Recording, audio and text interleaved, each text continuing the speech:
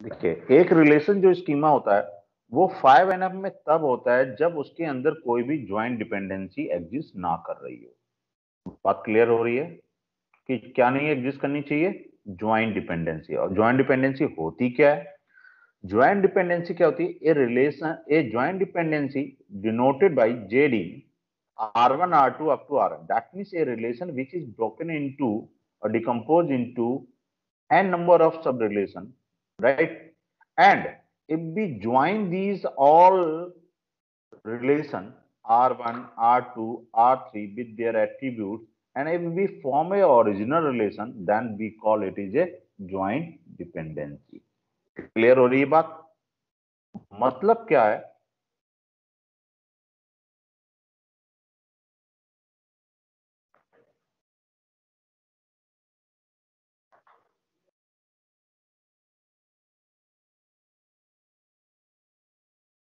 आपने क्या किया है कि आपके पास एक आर रिलेशन था जिसमें, ठीक है, विद देयर सम एट्रीब्यूट, ठीक, कोई भी है आपके attribute A1, A2, A3 and so on, whatever we have a n attribute, right?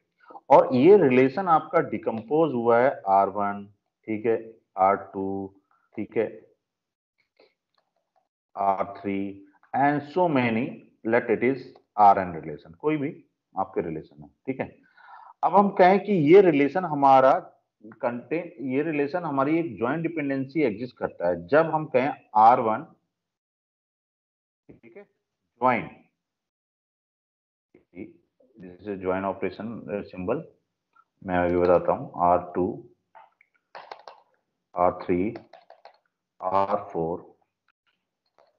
and so on, we have Rn that is equivalent to R. And how it is? Let it is say about,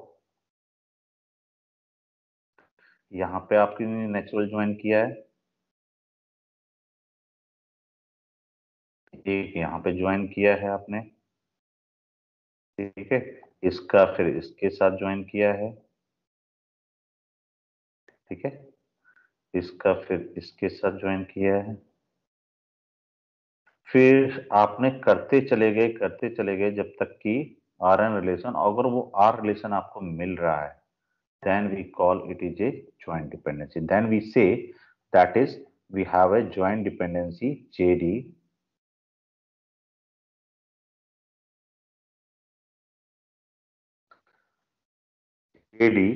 R1, ठीक है, R2, जितने भी हम कहें R2 and so on Rn, right? There exists a joint dependency between R1 R2 up to Rn.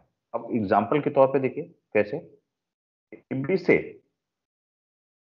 let in this check this relation, supply relation is there, क्या ये relation fifth NF में है? क्या ये रिलेशन फिफ्थ एनएफ में है? करके देखते हैं।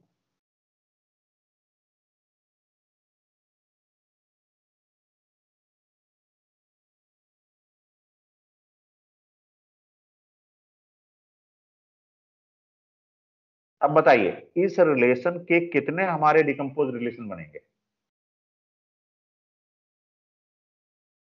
इस रिलेशन के कितने डिकम्पोज रिलेशन बनेंगे बताएंगे?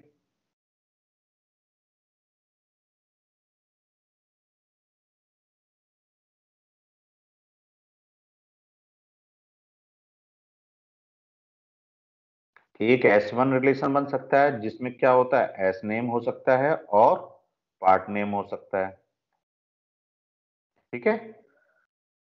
और एक S2 रिलेशन बन सकता है जिसमें क्या हो सकता है, एस नेम के साथ क्या हो सकता है, प्रोजेक्ट नेम हो सकता है।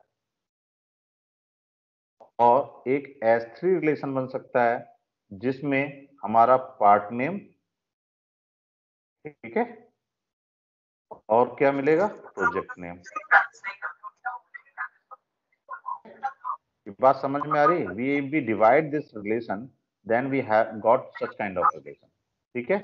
अब बात आती है कि S1 रिलेशन में अगर हमने डिकम्पोज किया है, ठीक है, तो यहां पर एस नेम में आपके पास अगर एंट्री देखें तो यहाँ पे स्मिथ आएगा, इसके साथ में पार्ट नेम बोल्ट होगा, ठीक है। फिर देखें तो यहाँ पर स्मिथ के साथ नट होगा, ठीक है, और क्या होगा, एडम्स की, ठीक है,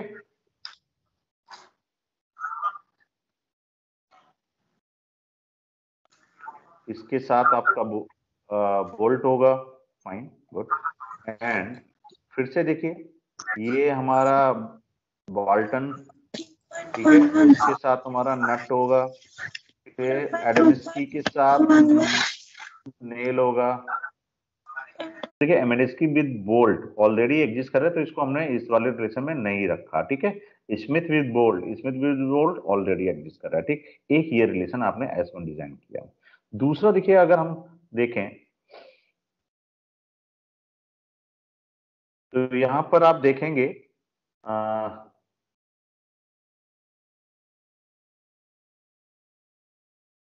तो एस नेम के साथ फिर से अगर हम देखें, Smith with project name project X, ठीक है, project X, then Smith project white, fine, क्योंकि सब डिफरेंट हैं, प्रोजेक्ट वाई, एंड एडवांस की with project Y, fine.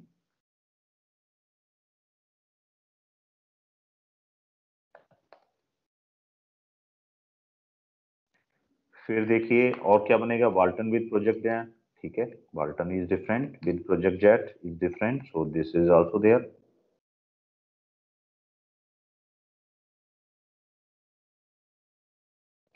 Then देखिए एडम्स की with project X is again different. फिर देखिए एडम्स की विद प्रोजेक्ट एक्स फिर से है, तो हम नहीं लेंगे क्योंकि ऑलरेडी लिख लिया है। Smith with project Y already Smith के साथ है, तो then this is okay for second. Now check with this third part name. Part name के साथ देखें, पार्ट नेम बोल्ट है with their project X, new entry है, fine, project X. Then nut with project है, fine, nut with project X, project Y, sorry. Then bolt with projects Y, ठीक है, bolt with project by. Then we have nut with project jet, nut with project jet. इसके बाद देखिए nail with project X, fine, nail with project X. Nail के साथ bolt, bolt with project X, bolt with project X, bolt with project X already there, bolt with project by, bolt with project Y already. So these are the three relation we got after we decompose this relation, तो decomposition based on their attribute. तो देखिए इसका इसके साथ combination बना, फिर इसका इसके साथ कॉम्बिनेशन बना, प्रोजेक्ट नेम के साथ, सिमिलरली पार्ट एंड प्रोजेक्ट, ये तीन। अब बात करते हैं क्या इसमें, यानी कि जब हम इसको डिकम्पोज कर रहे हैं तो क्या इसमें हमारे पास ज्वाइंट डिपेंडेंसी एग्जिस्ट कर रही है। तो हमारी ज्वाइंट डिपेंडेंसी किससे डिनोट की जाती है, आपको मैंने बताया भी कि वी हैव टू आइदर हम कहें स्टार और we call it is JD, इधर हम लिखें स्टार और जेडी, ठीक है, with R1 comma R2 comma R3।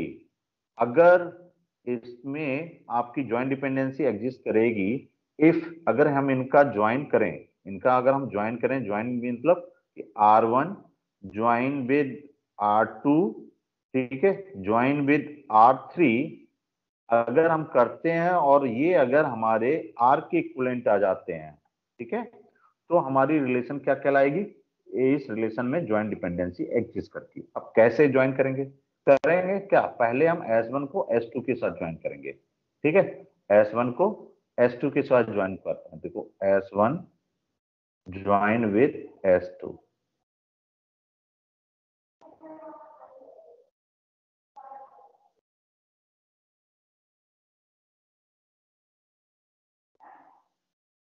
ठीक है। अब बताइए ज्वाइन करेंगे तो क्या क्या एंट्रीज आएंगे,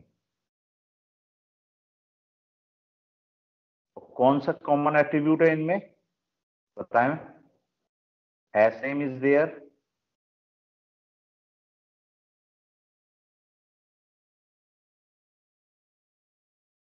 then part name is there,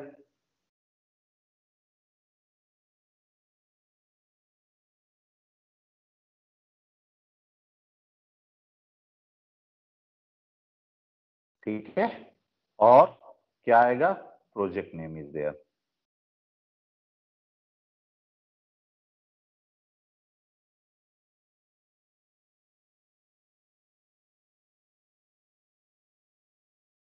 अब बताइए, मुझे एंट्री आप लोग खुद ही बताते जाइएगा।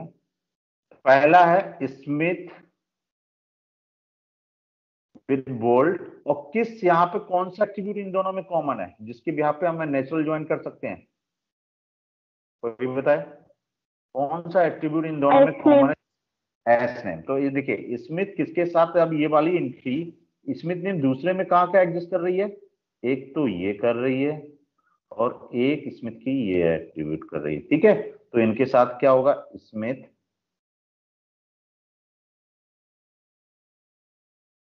ठीक है, तो हम इसी तरह से करना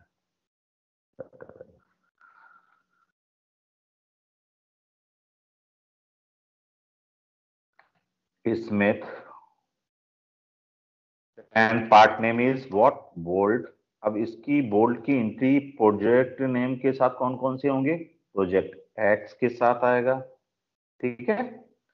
दूसरी एंट्री क्या होगी, स्मिथ, ठीक है, बोल्ड, क्योंकि बोल्ड के साथ है ना, फिर प्रोजेक्ट बाई के साथ आएगी, ठीक है, सेम यही। अब देखिए दूसरा है स्मिथ बोल्ड के साथ हो गया, अब स्मिथ के साथ किसके आएगी, स्मिथ अब की बार नट के साथ फिर से वही आएंगे, नट विद प्रोजेक्ट एक्स, स्मिथ, ठीक है, नट विद प्रोजेक्ट बाई, ठीक है। इस तरह से हम अगर देखें, फिर देखिए एडम्स की, अब एडम्स की विद बोल्ड, एडम्स की यहाँ पे कहाँ का, यहाँ पे है एडम्स की प्रोजेक्ट वाई के साथ है, एडम्स की प्रोजेक्ट एक्स के साथ, तो इसकी भी 4 एंट्री आएंगी। वो कौन कौन सी एंट्री होंगी, देखिए एडम्स की bolt, then project Y, similarly Adams की bolt with project X, similarly Adams की नेल के साथ, ठीक है, nail with project Y and project x,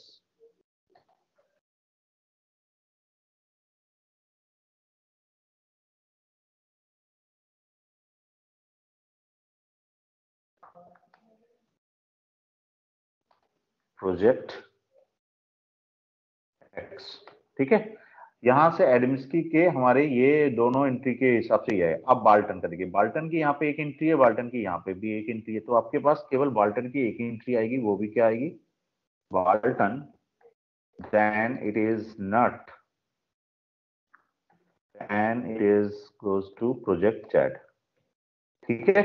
ये हमारी entry I after S1 join with S2। अब हम क्या निकालेंगे, S1 join with S2 with join S3। अब देखिए क्या लिखेंगे,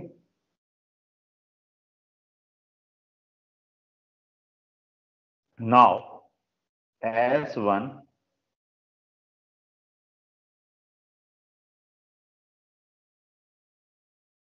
ज्वाइन विद S2 जो ऑलरेडी हमने निकाल लिया, अब हम इसको करेंगे ज्वाइन विद S3। तो हम देखेंगे कि हमारे पास एंट्रीज क्या क्या आ रही है, राइट। तो चलिए एक मैं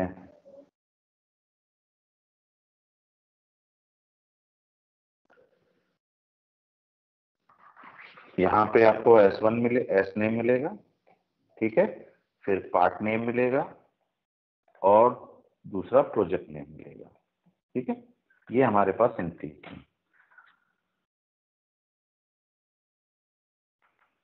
नेम। अब देखिए यहाँ पर बोल्ट और एक्स क्या क्या कॉमन एट्रीब्यूट है, पार्ट नेम, प्रोजेक्ट नेम, यहाँ पे क्या है, part name and project name, जो कॉमन एट्रीब्यूट है उसके बिहाफ पे हमें देखिए, यहाँ पे देखिए नट एंड बोल्ट, ये देखिए पहली एंट्री जो आएगी Smith with nut and project X, nut and project X की कोई एंट्री है? Nut and project X, nut with project X नहीं है, नट विद प्रोजेक्ट एक्स नहीं है, यहाँ पे नट विद प्रोजेक्ट बाई है, यहाँ nut bolt with project X है, ठीक है। तो नट विद प्रोजेक्ट एक्स की कोई और एंट्री नहीं मिल रही है, देखिए नट विद प्रोजेक्ट एक्स की कोई भी एंट्री नहीं मिल रही है, ठीक है। अब देखिए यानी कि ये वाली एंट्री एग्जिस्ट करेगी Smith nut with project X, इस केस में बताइएगा। नट एंड प्रोजेक्ट एक्स यहाँ पे कॉमन एट्रीब्यूट है, यहाँ पे common attribute part name and project name आ रहा है, तो इन दोनों के बिहाफ पे हम इसको करेंगे। नट विद प्रोजेक्ट एक्स की कोई एंट्री मिल रही है, नट विद प्रोजेक्ट एक्स कोई यहीं पे भी एंट्री नहीं है, तो यानी कि Smith nut and project X entry will be drop in that, ध्यान रखिएगा इसमें से ड्रॉप हो जाएगी, ये नहीं एग्जिस्ट करेगी, ठीक है स्मिथ के साथ, ठीक है। फिर देखिए Smith with nut project by है, Smith with nut project by exist कर रही है, तो Smith nut project by entry will be in that, so in that Smith nut with project by is there,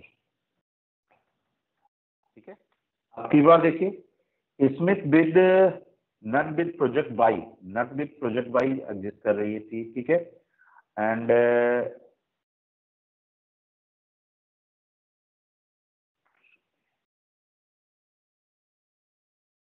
जब मैंने किया था स्मिथ बोल्ट का कर लिया था, बोल्ट विथ ये कुछ कम हो गई एंट्री, यहाँ पे 2 एंट्री कम हो रही हैं, तो आप ये ध्यान रखिए स्मिथ की 2 एंट्री हमने तो नट के साथ तो लिख दी, प्रोजेक्ट एक्स प्रोजेक्ट बाई, इसमें Smith bolt Smith project X है तो ये क्यों आ रहेगी, बोल्ट विद प्रोजेक्ट एक्स आएगी, सॉरी यहाँ पे कुछ एंट्रीज हमारी छूट गई हैं।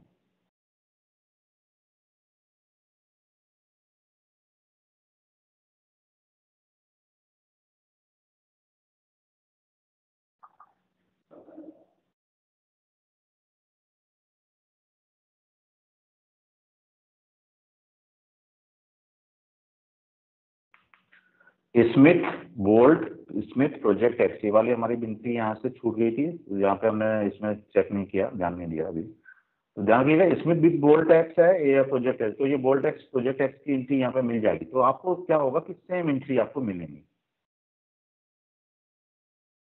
देता हूँ स्मिथ विद बोल्ट विद, देखिए स्मिथ बोल्ट और बोल्ट के साथ स्मिथ की एंट्री जाएंगी, तो इस project X and project Y होगा, प्रोजेक्ट एक्स स्मिथ बोल्ट, ये मैंने पहले भी बोला भी था लेकिन लिखी नहीं थी, 4 एंट्री छूट गई थी, बोल्ट विद प्रोजेक्ट वाई भी होगा, fine.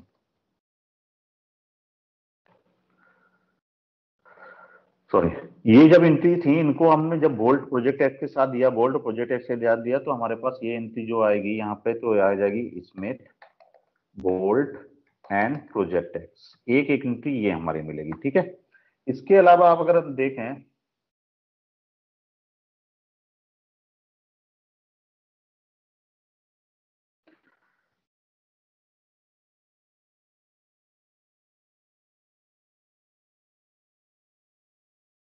Smith bolt project X है, तो हमारे पास स्मिथ प्रोजेक्ट एक्स की ये एंट्री हमारी रहेगी, ऐसे हम डायरेक्टली यहीं पे कर देते, ये एंट्री एग्जिस्ट करेगी क्योंकि हमारे पास बोल्ट एक्स प्रोजेक्ट एक्स है, तो बोल्ट एक्स प्रोजेक्ट एक्स इसमें भी एग्जिस्ट करेगी, ये वाली एंट्री रहेगी, फाइन। अब देखो इसमें कह रहे हैं nut bolt with project X हो गया, ये वाली एंट्री, इसमें बोल्ट विद प्रोजेक्ट वाई होगा, बोल्ट विद प्रोजेक्ट वाई ये वाली एंट्री एग्जिस्ट कर रही है, तो यानी कि ये वाली एंट्री भी इसमें एग्जिस्ट करेगी, फाइन। अब देखें इसमें से with nut project X, nut with project X में नहीं एग्जिस्ट कर रहा है नट, तो ये वाली एंट्री ड्रॉप हो जाएगी, ध्यान रखिएगा, ठीक है, ये एंट्री ड्रॉप हो गई। अब देखा nut with project by, nut with project by इसमें भी एग्जिस्ट करेगी, that means this entry is also exist in this, ठीक है, फाइन।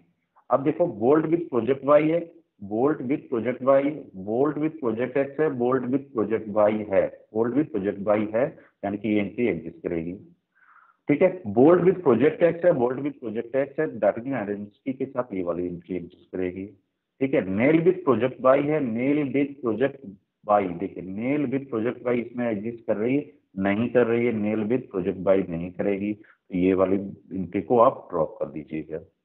ठीक है, फिर देखिए administrative with nail project S, nail with project S exist करती है, तो यानी कि ये एंट्री एग्जिस्ट करेगी।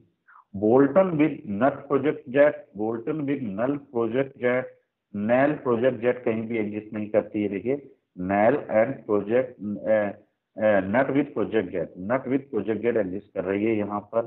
ठीक है, नट विद प्रोजेक्ट है तो बोल्टन के साथ ये एंट्री एग्जिस्ट करेगी। तो यानी कि आपकी जो रिजल्टेंट आपकी जो टेबल बनेगी, इसमें एक एंट्री ये होगी, एक दो, एक तीसरी, चौथी, ये पांचवी भी रहेगी, छठवीं भी रहेगी, सातवीं, ये 7 एंट्रीज एग्जिस्ट करती हैं।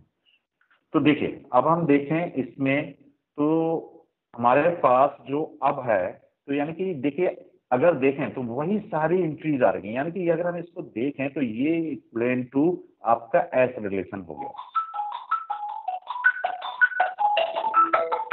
ध्यान दीजिएगा, देखो अगर हम देखें जब हमने ज्वाइन किया तो हमारे पास जो 7 एंट्रीज जो आ रही हैं, जो एग्जिस्ट कर रही हैं, इनका पर हमें एस रिलेशन ऑब्वियस मिल रहा है, ये वाला रिलेशन मिल रहा है।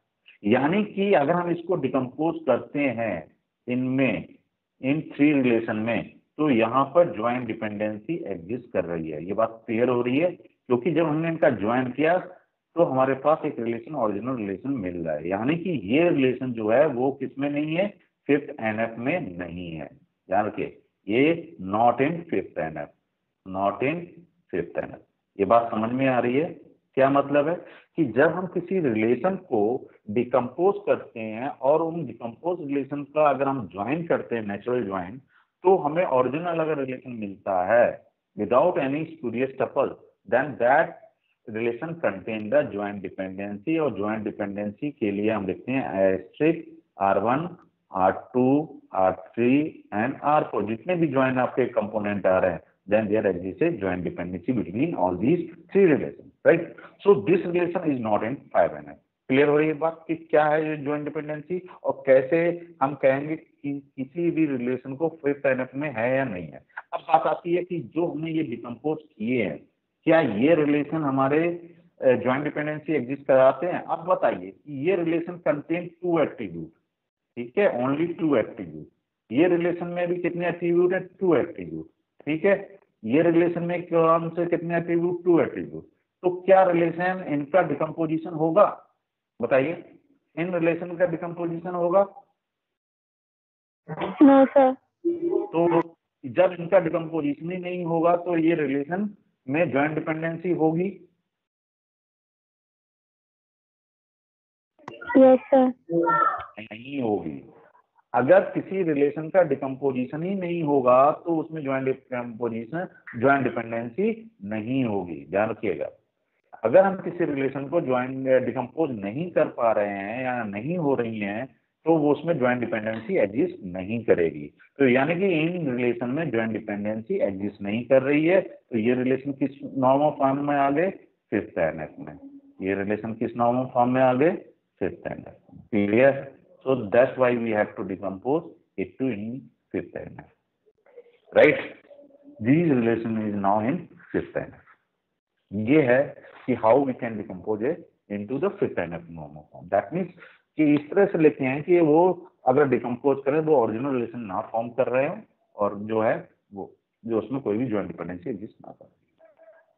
अब ये बात समझ में आ रही है कि कैसे जब हमने इनको ज्वाइन करके देखा, मतलब अगर 5NF में जॉइंट डिपेंडेंसी मतलब नहीं हो तो होता है ना 5NF। A relation is called in 5th NF if there exists no joint dependency। Clear this point? A relation is called in 5th NF if there exists no joint dependency। और joint dependency होती क्या है कि कब अगर किसी relation को अगर हमने डिकम्पोज किया है n नंबर ऑफ रिलेशन में और उनको अगर हम ज्वाइन करते हैं, अगर वो ओरिजिनल रिलेशन में आती हैं, तो वो डिपेंडेंसी हमारी ज्वाइंट डिपेंडेंसी कहलाती है। और उसका लिखने का जो तरीका है वो है कि we have to write with their asterisk और JD R1 R2 up to RM, right? This is called the joint dependency.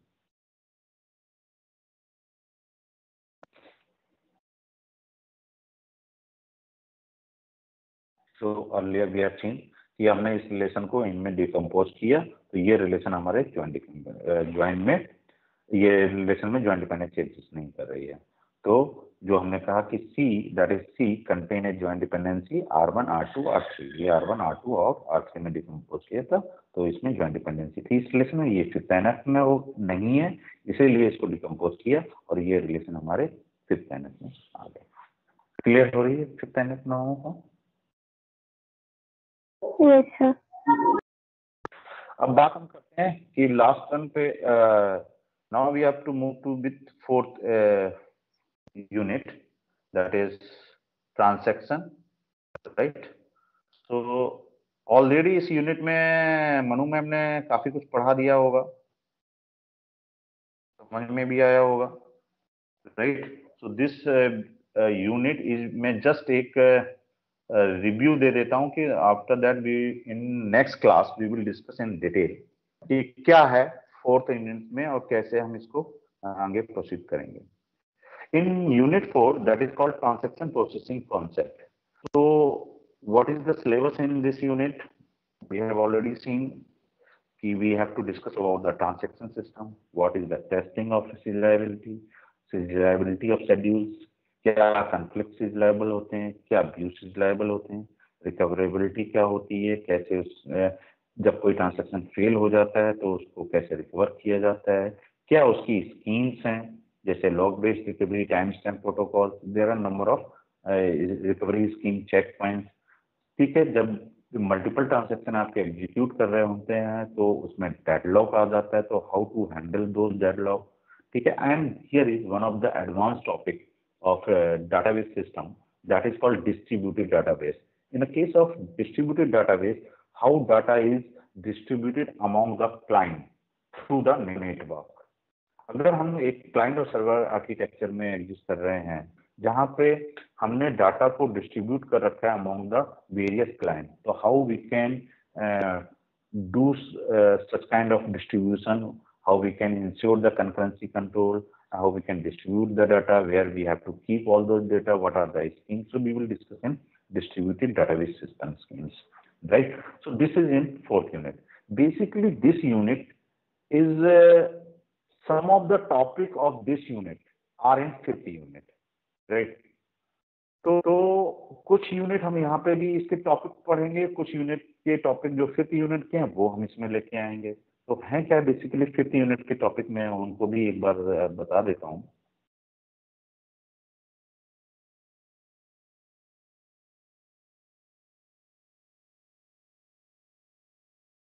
In case of fifth unit, see here कि how to maintain the concurrency, right? Means जब आपके parallel transaction आपके execute कर रहे होते हैं तो हम कैसे कंकरेंसी को कंट्रोल करेंगे, उसकी क्या टेक्निक्स हैं, ठीक है, और कैसे हम उन प्रोटोकॉल्स को इसमें इंप्लीमेंट करेंगे।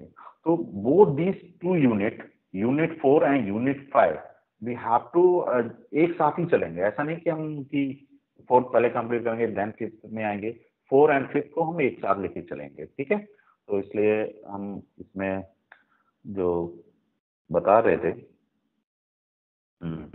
these are the topics in syllabus of unit 4. now objective वगैरह तो सब मैडम ने डिस्कस कर ही लिया होगा। तो ट्रांजैक्शन क्या होता है ये ऑलरेडी मैडम ने बताया होगा कि transaction is a unit of program execution that access and possibly update various data items.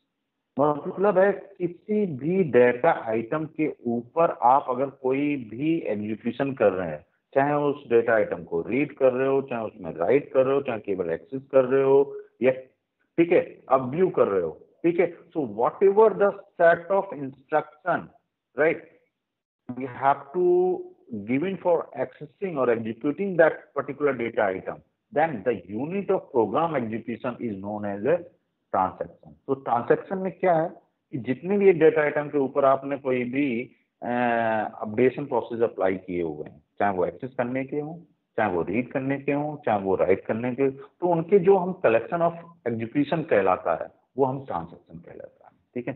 तो a transaction is a unit of program execution that accesses and possibly update various data items. तो जैसे हमने कहा एक transaction है जिसमें हमने 50 rupees एक अकाउंट से दूसरे अकाउंट में ट्रांसफर किए हैं। ऑब्वियस है कि अकाउंट ए को पहले रीड करेंगे, ठीक है, उसमें से 50 रुपीज का डिडक्शन करेंगे, उस अकाउंट को अपडेट करेंगे और उसको राइट करेंगे। देन दूसरे अकाउंट को हम ओपन करेंगे, उसमें उसके अकाउंट में 50 को ऐड करेंगे और 50 को वहां पर राइट करेंगे, ठीक है। तो ये जो होल प्रोसेस है, this now become as a one transaction, this now become as a one transaction. Read किया एक अकाउंट से और रीड करके दूसरे। तो अब ये ट्रांजैक्शन है, तो इसमें प्रॉब्लम क्या आती है? अगर हमने ट्रांजैक्शन को यूज किया है, मतलब किसी भी डेटा आइटम के ऊपर हमने कुछ एग्जीक्यूशन लगाए हैं, ठीक है, तो उसमें ऐसी क्या प्रॉब्लम है, ऐसा क्यों हम उसको डील करने की कोशिश कर रहे हैं? तो दो चीजें होती हैं इसमें।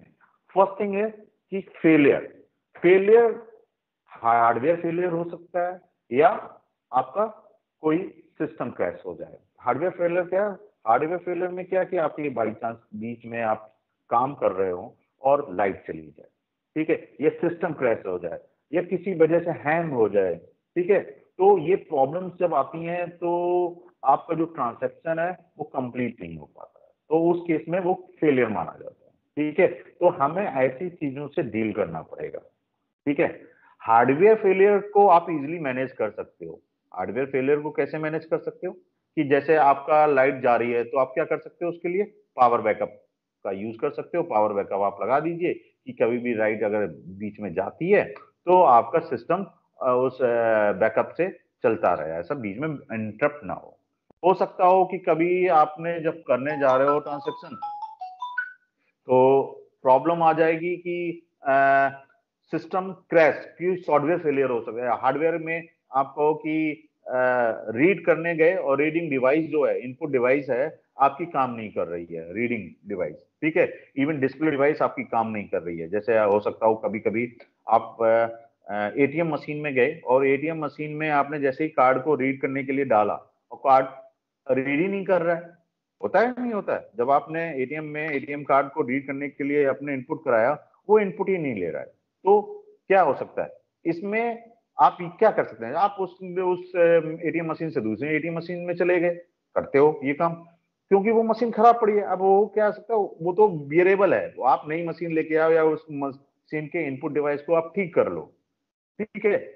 बट सबसे जो मेजर इसमें प्रॉब्लम आती है वो आती है जब आपका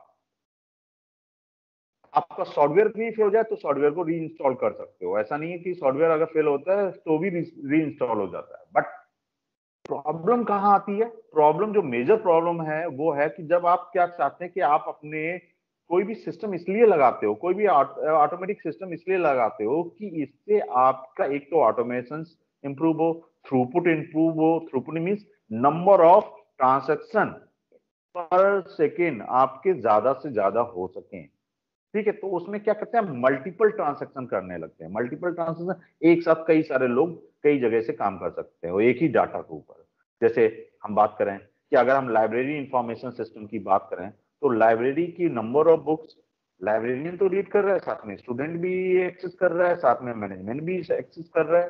तो मीन्स कई सारे यूजर एक ही डाटा के ऊपर वर्क कर रहे हैं। सिमिलरली अगर हम बात करते हैं railway reservation system, railway reservation system में क्या होता है कि एक डाटाबेस एक जगह रखा हुआ, ठीक है, उस डाटाबेस को एक्सेस मल्टीपल थाउजेंड्स ऑफ कह दो कि आप तो बिलियंस ऑफ यूजर्स एक साथ उसको एक्सेस कर रहे होते हैं। कोई उसमें बुकिंग कराना चाहता है, बुक के लिए रिक्वेस्ट डालता है, कोई उसमें केवल व्यू कर रहा होता है कि हाँ कितनी एंट्री है अभी रिजर्वेशन की, मेरी इस ट्रेन के लिए इतनी सीट बाकी है, ठीक है, बस हम कल करा लेंगे। लेकिन कोई चाहता है कि जैसे ही बुकिंग उसमें सीट देखी वो आज ही बुक करना चाहता है। तो मीन्स कई सारे अपने अपने डिफरेंट पर्सपेक्टिव्स होते हैं एक ही डाटा के ऊपर टास्क परफॉर्म करने के लिए। तो उस समय आपका डाटा ना क्या होना चाहिए, वो आपका कंसिस्टेंट होना चाहिए कि जो डाटा एक्चुअल में जो आपने ऑपरेशन परफॉर्म किया है उसके बाद में जो भी अपडेशन है वो सबको परसीव होने चाहिए, सबको दिखने चाहिए। तो ये सारी चीजें अगर उस समय आपका कंकरेंट एग्जीक्यूशन में डाटा फेल हो रहा है तो that create a very kind of a problem जो कहते हैं कि उसमें आपको एग्जीक्यूशन प्रॉब्लम, आपका हैंग कर सकता है सिस्टम, ठीक है। सारे लोग वेट कर रहे हैं, एक ही डाटा के ऊपर कई मल्टीपल प्रॉब्लम आ रही हैं और उसके बाद वो हो ही नहीं रहा है, सबसे ज्यादा प्रॉब्लम होती है।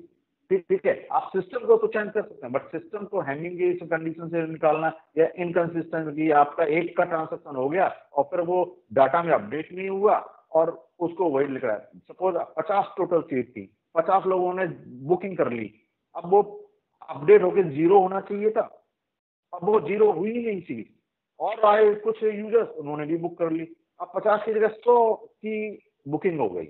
ये तो एक बहुत बड़ी प्रॉब्लम हो गई। आपका कंसिस्टेंट है, आपका एक तरीके से पूरा सॉफ्टवेयर का लॉजिक ही फेल हो गया। That case, that will be the largest problem with this.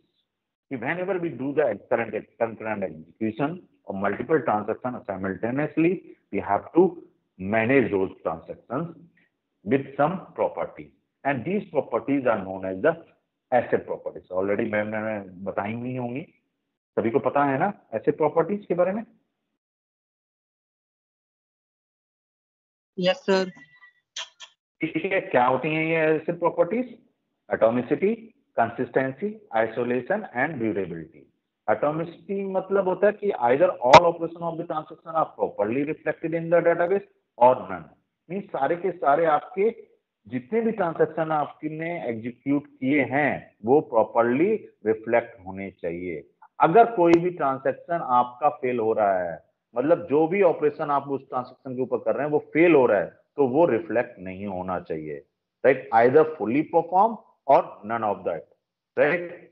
So that is atomicity. Consistency क्या है कि जो आपने डाटा है अवेलेबल है वो सभी को समान दिखना चाहिए, एक सा ही होना चाहिए। ऐसा नहीं कि एग्जीक्यूशन के बाद आपका डाटा एक को 50 रुपए दिख रहे हैं एक अकाउंट में, एक को 100 रुपए दिख रहे हैं, तो वो इनकंसिस्टेंट हो गया। तो मींस और this consistency is always achieved by isolation. Isolation क्या होता है?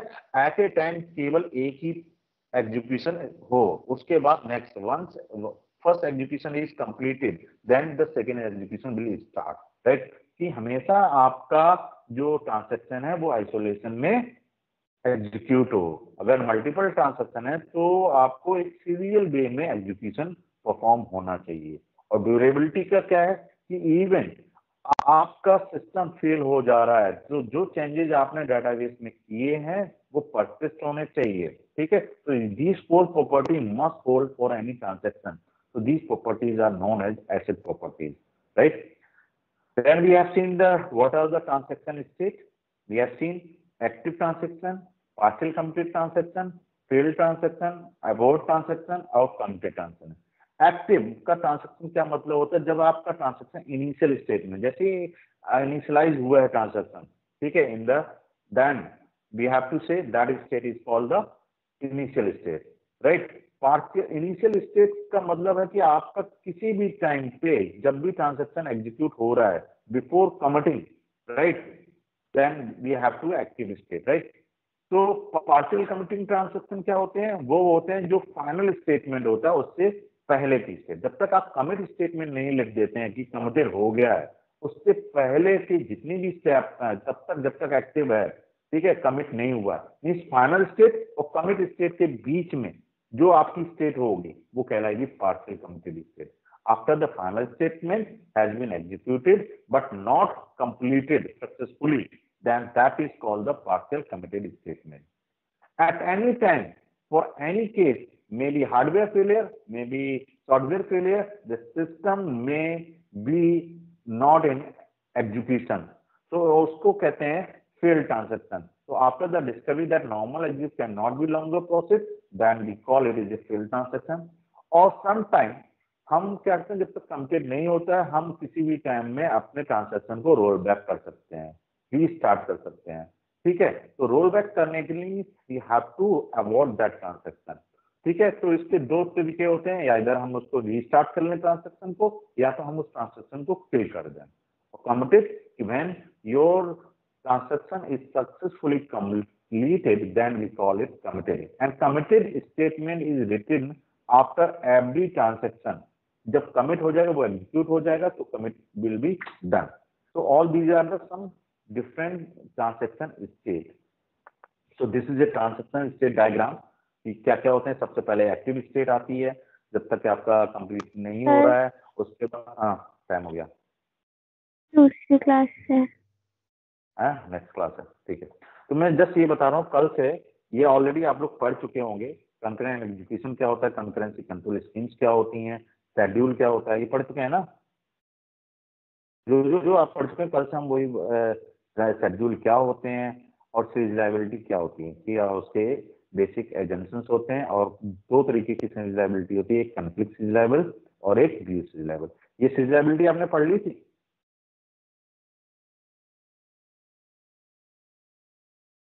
हेलो सर, यही हम लोग पढ़ रहे थे, मतलब यही कल से शुरू हम किया लोग था। सीरियलाइबिलिटी से ही स्टार्ट करेंगे, राइट। सीरियलाइबिलिटी क्या होती है, कॉन्फ्लिक्ट सीरियलाइबल क्या होते हैं और व्यू सीरियलाइबल क्या होते हैं, right. All these conflict serializable, scheduling क्या होती है, एल्गोरिथम क्या होते हैं उसके, और कैसे हम इसको करते हैं, ठीक है। Next day we will discuss it. अभी आप लोग जाइएगा नहीं, अटेंडेंस अभी नहीं हुई है।